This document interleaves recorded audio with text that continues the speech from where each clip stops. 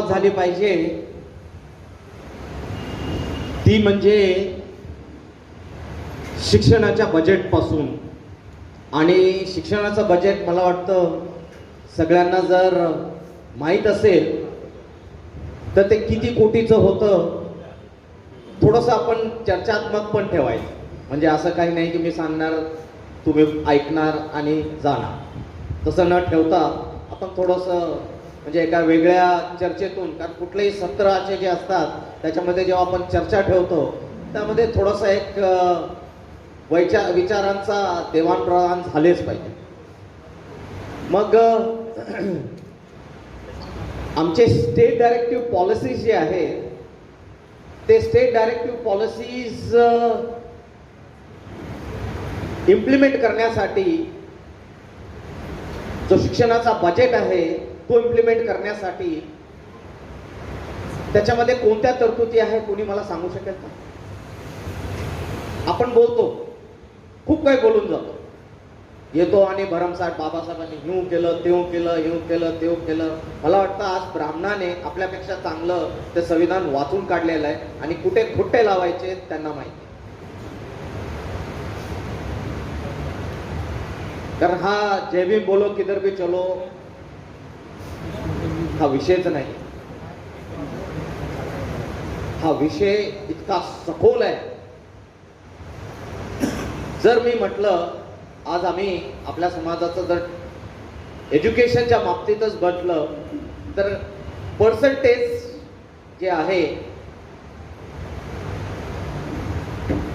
ते पर्सेंटेज फक्त आणि फक्त जे हायर एज्युकेशन पर्यंत पोहोचत आहे त्याची संख्या फक्त 5.8% आहे. किती? 5.8% of the students which are getting enrolled, which is very shocking. म्हणजे खूप शॉकिंग आहे. आजच माझा एक 7:30 वाजता झूम कॉलवर सत्र आहे. ते आहे की आमची जी मुलं आहेत IIT IIM ला जातात एज्युकेशनमध्ये, त्यांचा ड्रॉपआउट रेट आम्ही RTI टाकून काढलेला आहे. ते 2016 ते 2019 4 वर्षामध्ये 1200 विद्यार्थी ड्रॉपआउट झालेत फक्त आणि फक्त इंग्लिश न आल्यामुळे. की RTI टाकलेली बाब आहे. हे डेटा तुम्हाला मी त्याची पूर्तता करू शकतो विथ पेपर आणि रेफरन्सेस पाहिजे असतील तर. म्हणजे ही गंभीर स्थिती मी तुमच्या समोर सांगत आहे आणि ती फक्त आणि फक्त IIT बॉम्बेचं हे आहे. म्हणजे on an average 300 students are getting dropped, which is a very serious matter. का? फक्त आम्ही व्हर्नॅक्युलर मीडियम मध्ये एज्युकेशन घेत आहोत. आता बऱ्याच जणांनी म्हटलं की लाईक जसे मुंजळे साहेब म्हणतात की नाही मला माझ्या भाषेमध्ये, बिलकुल भाषा ही आम्हाला, मातृभाषा ही आम्हाला प्रिय राहिलीच पाहिजे. त्याच्यामधनं आमच्या संवेदना ह्या व्यक्त झाल्याच पाहिजे. पण इंग्रजी हे माध्यम व्यवहारिक आहे. थोडासा फरक जाणून घ्या. व्यवहारिक आहे त्यामुळे तुमचे सगळे शिक्षण जगामध्ये तुम्हाला जर वाचन करण्यात आलंही असेल, व्हिएतनाम, फिलिपिन्स, चायना हे जे आहेत, कंबोडिया, हे सगळे देश या हे सगळे राष्ट्र एका काळी ते सगळं त्यांचं व्यवहारिक जे काय देवाणप्रवाह ट्रान्झॅक्शन्स व्हायचे ते सगळे त्यांच्या मातृभाषेत व्हायचे. ते आता काय केलेलं आहे त्यांनी सगळं इंग्लिशमध्ये केलेलं आहे. आणि म्हणून मोठ्या प्रमाणामध्ये सर्व्हिस इंडस्ट्री ही इंडियामधनं ती कुठे गेलेली आहे? या सगळ्या राष्ट्रांमध्ये गेलेली आहे. त्यावेळेस आता जो अर्थसंकल्प जो घोषित झाला त्याच्यामध्ये एज्युकेशनसाठी किती बजेट होतं? एक थोडक्यात जर कुणाला माहित असेल एक अंक द्या. ना ना ना ना कुणीतरी बघा. आता वरती काय लिहिलंय? भारतीय अर्थनीती. मग इथे फक्त अर्थनीतीच बोललं पाहिजे.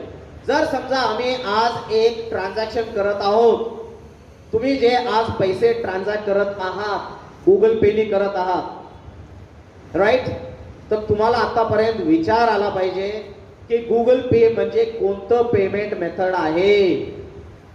अर्थ जर मी विचारलं तुम्हाला, कुणी मला सांगू शकतं किती टाइप्स ऑफ पेमेंट मेथड्स आहेत? अर्थ आम्ही IMPS ने पेमेंट करतो, RTGS ने करतो, NEFT करतो, मग अजून हे कोणते पेमेंट्स आहेत? What are these payments? असं काय झालं ह्यांना पेमेंट गेटवे बसवावे लागले? असे काय आहे की हे करतात आहे ते वेगळं आहे? कुणी सांगू शकेल?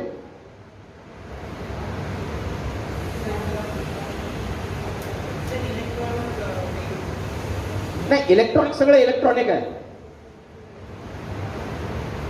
बघा, हे प्रश्न आल्यानंतर आम्ही कसे चिडीचिप्प राहतो आणि मग आम्ही इथून घोषणा देतो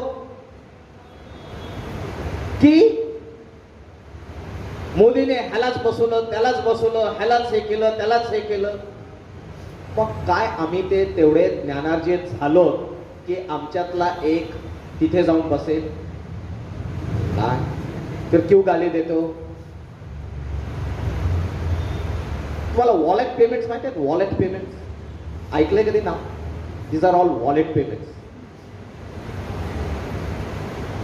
वॉलेट पेमेंट म्हणजे त्याच्यामध्ये होल्डिंग असते, म्हणजे गुगल होल्ड करतं. T+2 मध्ये त्यांचे डीलिंग झालेलं असतं. T+2 म्हणजे काय हे सुद्धा समजलं पाहिजे. T is transaction +2 is 2 days. त्यानंतर ते त्यांना ज्या बँकेला आहेत त्या बँकेला त्यांना ट्रान्झॅक्ट करावं लागतं. बँक त्यांनी त्यांचे जे होल्डिंग असतात रिझर्व, त्याच्यामधनं ते ट्रान्झॅक्ट करून देतात. मग हे जे एवढं होल्डिंग असतं, तुम्हाला माहिती आहे ते किती होल्डिंग आहे? Have you ever thought about it? It's probably 1 lakh crore rupees. आणि 2 दिवसाचं त्याचं व्याज काय माहिती? How did these companies become rich? मी फक्त तुम्हाला एक हे देतो.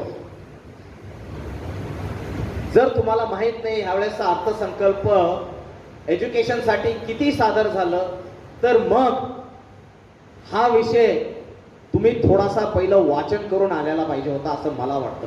कारण तुम्ही जर इथे नुसते असे बसून राहाल आणि समोरचा काय बोलतो आणि ते ऐकून जर जाल, तर तुमच्यामध्ये किंबहुना मला नाही वाटत खूप जास्त असं काही वैचारिक बदल होईल. वैचारिक बदल त्यावेळेस होतो ज्यावेळेस तुम्ही स्वतः पुस्तक उघडता.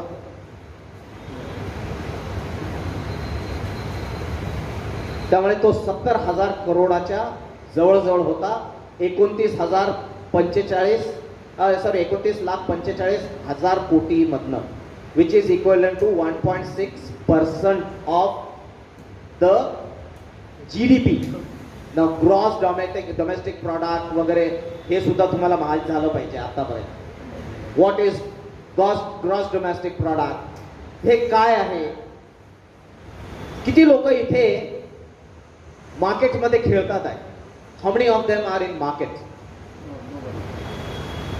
R you in market?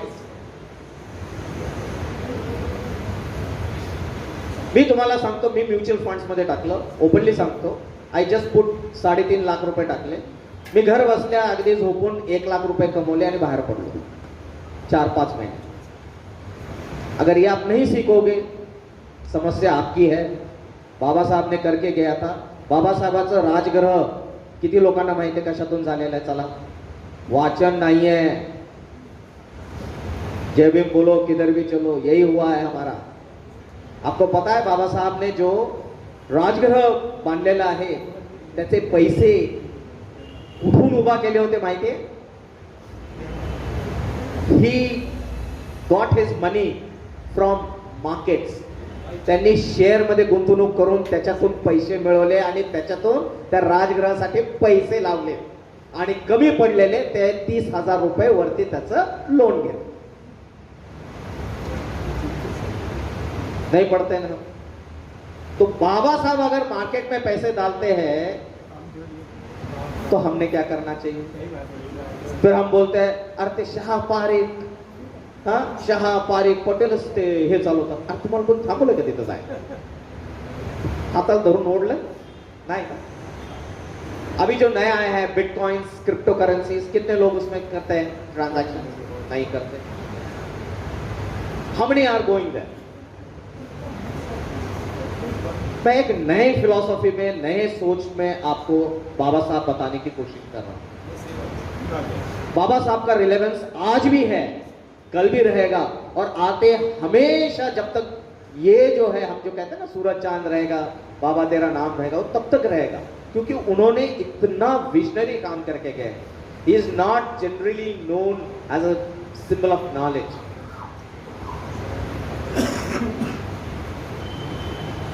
मी स्वतः 17 देशांमध्ये काम केलेलं आहे. माझी डिग्री, मास्टर्स माझं कॉर्नल बिझनेस स्कूल USA मधनं झालं आहे. माझा मुलगाही आता अमेरिकेला चालला आहे. He is going for his education.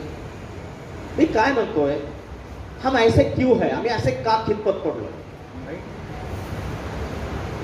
सब कुछ तो बाबा साहब ने करके दिया है. हम उठ के बोलते हैं, पोस्ट आगे फॉरवर्ड करते हैं, आरबीआय का पूरा, आरबीआय बाबासाहेबांच्या काय रुपी, प्रॉब्लेम ऑफ रुपी ह्या पुस्तकातून निर्माण झालं. चलो ठीक है, आरबीआई की क्रेडिट पॉलिसी और फिस्कल पॉलिसी में बात करते हैं. चलो अर्थनीति. How many of us got a chance of presenting the fiscal policy of this country? तो मैं फिस्कल बोले तो क्या है, मैं यहां पूछना चाहता हूं, कितने लोगों को पता है? व्हाट इज फिस्कल पॉलिसी और what is credit policy?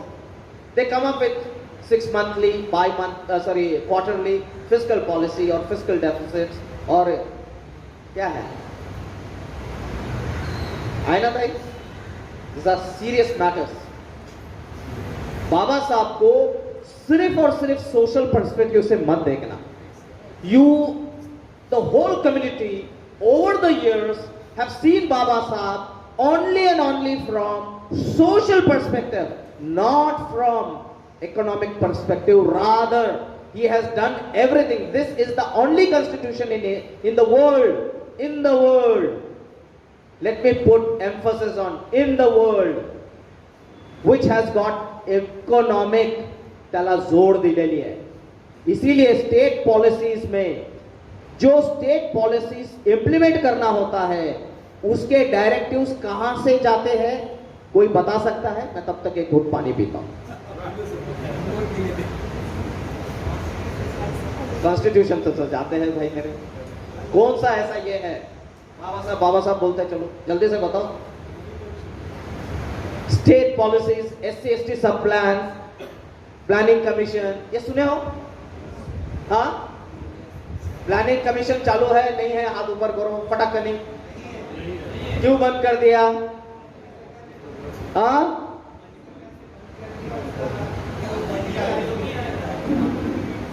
NITI Aayog हो गया.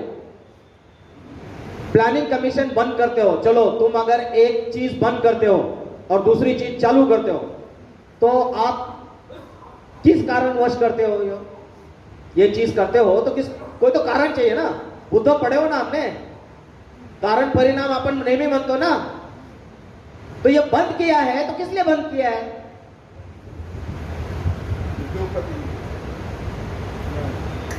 What is it? अब मैं आ रहा हूं, उसको मैं आर्थिक जोड दे रहा हूं, अर्थसंकल्पाकडे येतोय मी. आता मी एज्युकेशन आणि अर्थसंकल्पाची जोड देतो तुम्हाला. किस लिए किया है बताओ?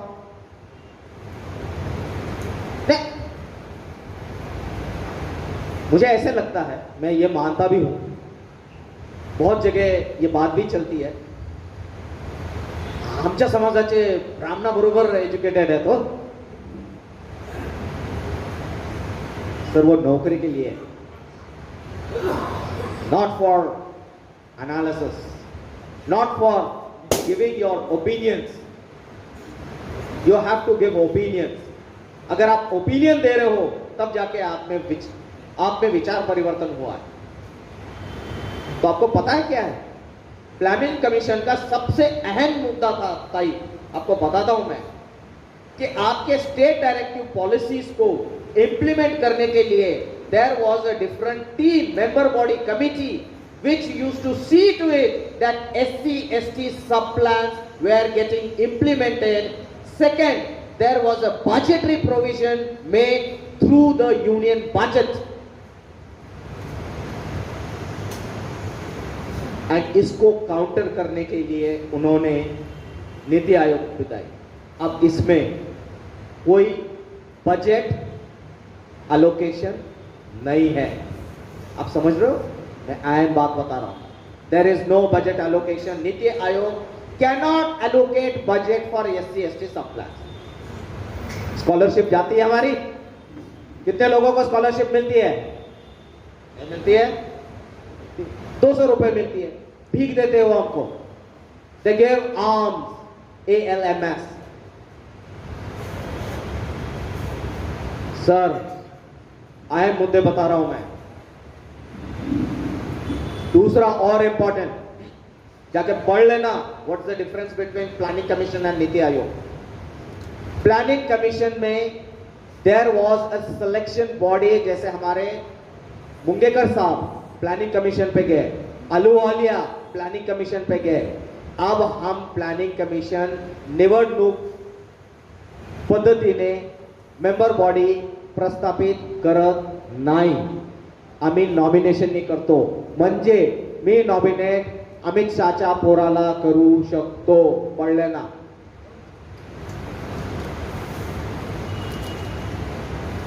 और आप बोलते हो आमचे तर काय आता बामणानंतर आम्हीच आहोत ना, बरोबरीला बसतो।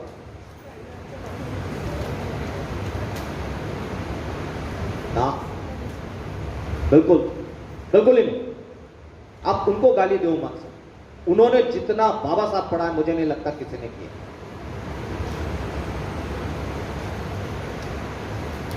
तो हमारे 70,000 करोड़ में से अब हमें अगर कुछ अच्छी शिक्षण व्यवस्था इंप्लीमेंट करनी है तो क्या आप बताओ मुझे, 39,45,000 में से 70,000 की हमारी जरूरत है क्या? आपको आप भी बजट बनाते हो, आपका घर का बजट बनाते हो, राइट? सो आप बनाते हो तो आप बोलते हो ना भाई की अरे मला पुढच्या येत्या वर्षी माझा गाडीचा EMI 2,000 म्हणजे 24,000 वर्षभर लागेल, माझ्या घराचा EMI 10,000 म्हणजे 1,20,000 त्याच्यात जातात, म्हणजे 24,000 आणि 1,20,000 1,44,000 बरोबर। म्हणजे आता हे गेले तर मला आता किती मग माझ्या मुलांचं, मग माझे पॉलिसीज LIC पॉलिसीज वगैरे, तो ऐसा सब करून मोठा मोठी तुम कहते हो की हां आम्हाला 2 लाख रुपयाचं माझं हे बजेट आहे, हे 2 लाख तर वेगळीकडे, मग आता ह्याच्या वर जर झालं तर मग माझ्या इतर खर्चाला बजेट है, सिंपल। सो अभी आप बताओ मुझे 70,000 करोड़ कैसे दिए, कैसे दिए? सर हमारे कितने हैं अभी टोटल वहां पे सांसद में बैठे हुए कितने लोग हैं SC/ST के, बताओ? No, little more, you are close but little more, 148 SC/ST के बैठे हैं, ठीक है? वो रिजर्वेशन सबसे पहले बंद कर दो, मैं तो बोलता हूं। वहां पे बेवकूफ लोगों की तादाद बैठी है। 70,000 करोड़ जो है आपको बताना होगा कि आप इससे क्या करने वाले हो। उसका बजट बनने से पहले, अब बजट बनाने से पहले किसको बुलाया जाता है? हमेशा एक फोटो आता है, किसको बुलाया जाता है? बरोबर, इंडस्ट्रियलिस्ट, परफेक्ट, सब industrialist. Is there any representation from our community जो वहां बैठ के बोल रही है सर आमचे प्रॉब्लेम्स हे आहे, आमचे प्रॉब्लेम्स आहेत, आमचा ड्रॉप आउट रेट खूप जास्त आहे, आमचे कॉग्निटिव्ह स्किल्स नहीं है, we don't have cognitive skills. Cognitive skills है हमारे बच्चों के, हमारे ओरेटरशिप स्किल्स नहीं है। ओरेटरशिप स्किल्स म्हणजे बोलायचं, बोलायचं कसं हे मी शिकलोय, उभा कसं राहायचं, बोलायचं कसं, कुणाच्या समोर कसं बसायचं, मला जर्मनीमध्ये याचं ज्ञान दिलं होतं। मी जेव्हा तिथे गेलो तर मला सांगितलं, मी जेव्हा तिकडच्या बाजूला बसलो होते, म्हटलं no, you always have to sit opposite to the client so that you face the client eye to eye contact. हे सगळ्या गोष्टी शिकवल्या जातात. मग आमच्या पोरांना काय ह्या गोष्टी शिकवल्या जातात नाही. तर मग ह्या शिकवण्याकरता आपल्याकडे काय पाहिजे, मग तशी शिक्षण यंत्रणा पाहिजे. मग ते शिक्षण यंत्रणा उभी करण्यासाठी काय पाहिजे, तुम्हाला असे शिक्षक पाहिजे. मग या असे शिक्षक पाहिजे, तर त्याच्यासाठी ट्रेनिंग, पण त्याच्यासाठी बजेट. मग असा सगळा अर्थसंकल्प तयार होतो. काय आमच्यातले कोणी जाऊन तिथे बसून त्या तिथे बसलेले ते कोणी सांगतात आहे का की तुम्ही कोणत्या बेसिसवर 70,000 कोटी टाकले. तुम्ही जेव्हा 2 लाख आता आपण कॅल्क्युलेट केले की बाबा LIC पॉलिसीज, हे EMI ते EMI असं बजेट बनला, मग तुम्हाला कोणत्या क्वालिटीची एज्युकेशन प्रणाली मिळणार. Third category. मग ती थर्ड कॅटेगरी फक्त आई वडिलांना एक सुख मानसिक, काय माझा या आमचा मुलगा या आमची मुलगी शाळेत चालली, तिची बौद्धिक पात्रता किती वाढते. बाबासाहेबांचं एक वाक्य आहे, फार सुंदर आहे आणि मला ते एवढं आवडतं. Cultivation of mind. म्हणजे मला असं वाटतं की मला बाबासाहेबांनी तर अनेक कोट्स आहेत, पण त्यामधलं मला सगळ्यात जास्त माझ्या मनाशी, माझ्या उराशी ज्याला म्हणतो ना, ते मला हे कोट खूप आवडतं बाबासाहेब. की cultivation of mind should be the ultimate aim of human existence. Cultivation of mind. तुमच्या आणि माझ्यामधला फरक हाच आहे. हा 2 डोळे, 2 हात, 2 पाय, सगळं काही शरीर गोष्टी सेम. मग फरक काय त्या व्यक्तीमध्ये आणि माझ्यामध्ये, फरक काय त्या ब्राह्मणामध्ये आणि माझ्यामध्ये, तो विचार करण्याची जी क्षमता आहे. काय आमची शैक्षणिक संस्था आहे, ती वैचारिक जी पात्रता वाढवायचं आहे ते वाढवण्याकरता, त्या वैचारिक पात्रता वाढवण्याकरता काही काम करते. I don't think so. म्हणजे माझं ब्लंट स्टेटमेंट आहे. I am sorry. प्रायव्हेटचं सोडून द्या. आजही 80% विद्यार्थीगण हा म्युन्सिपल स्कूल्समध्ये शिकत आहे. आणि म्युन्सिपल स्कूलची जर तुम्ही आता इथे जर एक या रोडवरच त्या कोपऱ्यापासून ह्या कोपऱ्यापर्यंत जा, म्युन्सिपल शाळेची अवस्था बघा. त्याचे बेंच तुटलेले, फॅन चालत नाही, त्याचे जे विंडो क्लासेस आहेत ते विंडो क्लासेस तुटलेले आहेत, त्याच्यातून वारं येतं, आवाज येतो, पाणी येतं पावसाळ्यामध्ये. अशामध्ये तुम्ही काय विद्यार्थी घडवणार आहात आणि कसे विद्यार्थी घडवणार आहात. सिरियस मॅटर आहे, फार सिरियस मॅटर आहे. आणि जेव्हापर्यंत आम्ही आमचं एज्युकेशन, कारण आम्ही सुद्धा तुलनात्मक गोष्टी बघितल्या पाहिजे. तुलनात्मक म्हणजे इतर जे प्रगत राष्ट्र आहेत त्यांचं बजेट किती आहे. आता 70,000 म्हटल्यानंतर किती बिलियन डॉलर झालं साधारणतः. 7.58 बिलियन. 8,000 कोटी म्हणजे आपण घेऊया 1 बिलियन डॉलर. ओके, म्हणजे 70 म्हणजे किती झाले, calculation quick. 8 8 64, correct. So that is 8 billion. So it is 4 less. So how much? 7.5 billion dollars. You should be very good in mathematics. Mathematics and English should be very good. So we are talking about close to 7.5 billion dollars. आमचं budget आहे, right. प्रगत राष्ट्रांचं budget, जे प्रगत आहेत, already प्रगत आहेत, त्या राष्ट्रांचं budget. कारण आम्हाला कुठेतरी तुलनात्मक इथे हे लावलेलं आहे बघा, taxation. The fuel which you are consuming, how much each country is taxing their citizens. India is the highest, 250%. Right? That is the kind of tax we are paying.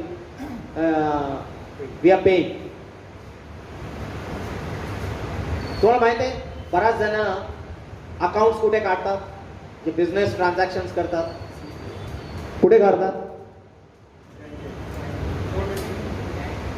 Bank में तो निकालते हैं. जो मेन बिजनेसमैन है किधर निकालते हैं. Account तो बैंक में होना चाहिए भाई मेरे. कहाँ निकालते हैं, वो इंडिया में निकालते नहीं. They put it in Dubai, they put it in Singapore, they open it in Malaysia, London. क्यों? क्योंकि your tax are only 17%. So वो उधर पार्क कर देते हैं आपका पैसा एंड सारा पे आउट उधर से होता है. आपको नहीं पता है, ये आपकी समस्या है. कल आप भी खोल सकते हो सर अकाउंट. कल मैं झूठ नहीं बोल रहा हूं, मैं नहीं खोल के दूंगा आपको आपका दुबई में अकाउंट, मुझे बोल देना. एंड यू स्टार्ट पे putting all the money in dollars there, no problem. That country taxes you only 17%. या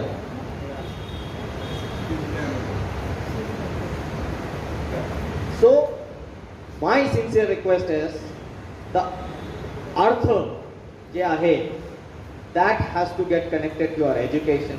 आणि एज्युकेशन ते झालं पाहिजे जे बौद्धिक पात्रतेचं. आता आमची समस्या लगेच एका 2 मिनिटामध्ये सांगतो. आमचा सगळ्यात मोठा प्रॉब्लेम आहे ड्रॉप रेट. त्याच्यावर काम करा की ड्रॉप होणार नाही. दुसरा आमचा आहे your English speaking. Try as far as possible की तुम्ही तुमचे जे मुलं बाळं आहेत ते इंग्लिश शाळेमध्ये टाका, इंग्लिश शाळेमधनं शिकवा. ठीक आहे. थोडासा पैसा जाईल. आता काय ते आता इथे बोलणं सोपं आहे. इट इज सेड ना, it is easy sed than done. त्यामुळे मी बोलू शकतो, इथे मोठं भाषण देऊ शकतो, पण त्या व्यवस्थेला चेंज करण्यासाठी तुम्ही त्या व्यवस्थेचे भाग पाहिजे, तरच जाऊन तुम्ही तो व्यवस्था चेंज करू शकतो. तुम्ही व्यवस्थेच्या बाहेर आहात त्यामुळे ते करू शकत नाही.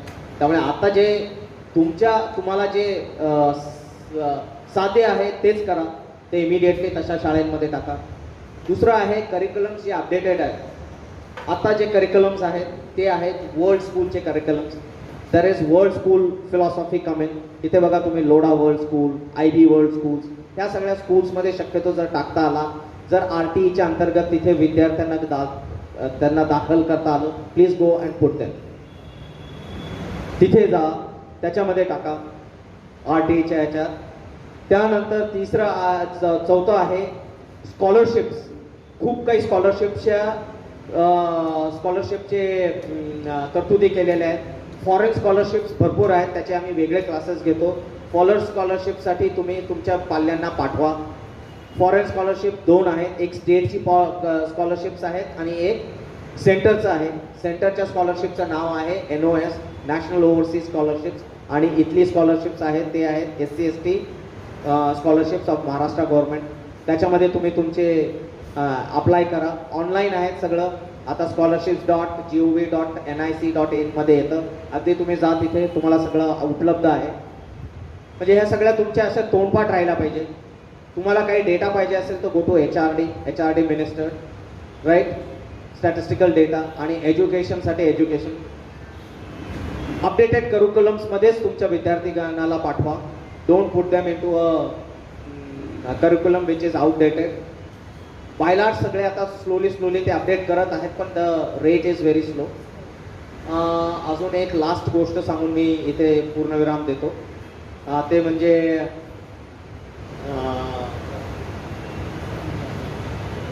बऱ्याच जागी स्कॉलरशिप ही नंतर मिळते, तुम्हाला आधी पैसे भरावे लागतात. हा एक मोठा सिरियस मॅटर झालेला आहे. त्यामुळे काय झालेलं आहे की merit cum means there are two types of, ज्याला म्हणतात pre matriculation and post matriculation scholarships. तेव्हा pre matriculation and post matriculation स्कॉलरशिपमधला फरक आहे की प्रीमध्ये तुम्हाला पहिले भरावं लागत नाही, ते यू गेट इट. बट पोस्टमध्ये जिथे ॲक्च्युली आपल्याला पैसे लागतात ते जे आहे, तर मी ह्या पंचायत आहे त्या फोरमवर असे मी एक सर तुम्हाला निवेदन करू इच्छितो 2 गोष्टीवर. जर याच्यातून जर झालंच तर की आपले जे नंबर ऑफ सीट्स जे आहेत स्कॉलरशिपचे बाहेर जाण्याचे ते फार कमी आहेत. ते फक्त 250 युनियनला आहेत आणि 75 महाराष्ट्र स्टेटला आहे. जेव्हा की हेच तेलंगणा आणि आंध्र प्रदेशमध्ये तशी काही सीलिंग नाही आहे. You can as many students want to go, they have to fulfil the criteria आणि तिथे त्यांना ते मिळतं. तेव्हा आंध्र प्रदेश, तेलंगणा, तमिळनाडू हे जे आहेत हे फॉर्मॅट्स आपल्याकडे इम्प्लिमेंट व्हावेत. ह्यासाठी काय तरतूद करता येईल आम्ही सपोर्ट करूच आपल्याला. आणि दुसरं आहे की बऱ्याचदा ही स्कॉलरशिप जी आहे ही अमाऊंट एवढी कमी आणि एवढी कमी आहे, म्हणजे हे 200 आणि 500 रुपये ही स्कॉलरशिप नाहीच आहे. तर काय आपण ही स्कॉलरशिप जास्त करू शकतो का, म्हणजे 5,000 10,000, ताकी विद्यार्थ्याला एक चांगलं जीवन सुद्धा तो व्यतीत करू शकेल. एवढं बोलून मी आपलं मनोगत थांबवतो. थँक्यू. हां, 2 प्रश्न आहेत. थँक्यू. सर, ते सीलिंग जे आहे it is 2.5 lakhs. Yes. So if that is increased, many of our children can go. That Correct. You are right. 2.5 lakhs is the annual income which is required, which should be made 8 lakhs, which is 8 lakhs for the open category. तिथेच discrimination आहे. हां, काल तो विषय झाला होता. Yeah, we'll give.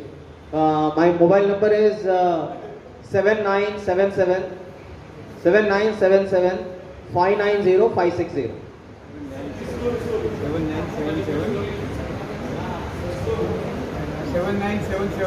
7970.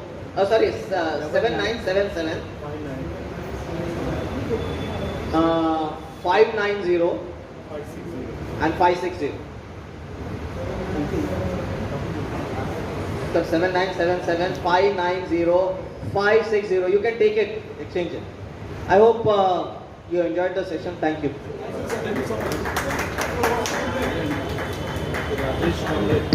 Sorry, my WhatsApp number is different. 8452 945679.